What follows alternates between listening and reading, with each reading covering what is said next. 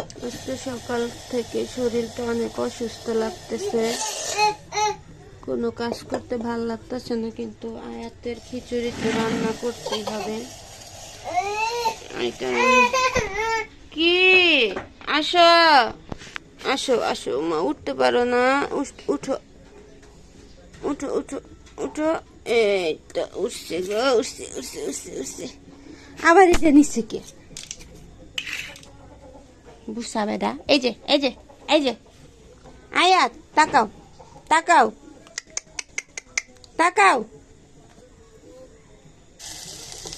আয়াত খিচুড়ি খাইতে চায় না, কিচ্ছু খাইতে চায় না। এই কারণে ভাবলাম যে একটু অন্যরকম কইরা, একটু কষাই টষায় মাছ দিয়া সুন্দর কইরা খিচুড়িটা রান্না কইরা দেই।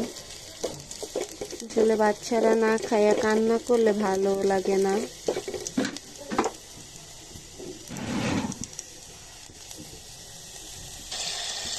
এই যে এখানে একটু একটু করে সব কিছু দিয়ে নিলাম, লবণ, আদা রসুন, হলুদ।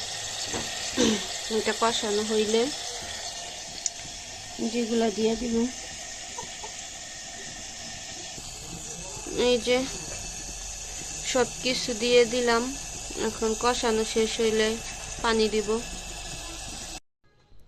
এইটা অনেক আগের একটা ভিডিও, আপনাদের সাথে একটু ছোট্ট করে শেয়ার করতেছি। অনেকেই কমেন্ট করেন যে আপু নতুন ভিডিও কেন ছাড়েন না। তো আসলে কোনো সমস্যা না, আলহামদুলিল্লাহ আমরা সবাই ভালো আছি, সুস্থ আছি। আসলে ভিডিওতে ওরকম ভিউ না আসলে, কষ্ট করে একটা ভিডিও বানানোর পরে ওই ভিডিওটা আপলোড করতে অনেক কষ্ট হয়।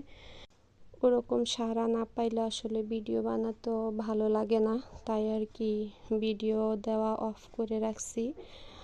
আর এইখানে ফাইজানকে দুপুরে বিরিয়ানি রান্না করা হয়েছিল, ওই দিন বিরিয়ানিটা একটু খাওয়াই দিতেছিলাম। এটা অনেক আগের একটা ভিডিও, আয়াতের বার্থডে।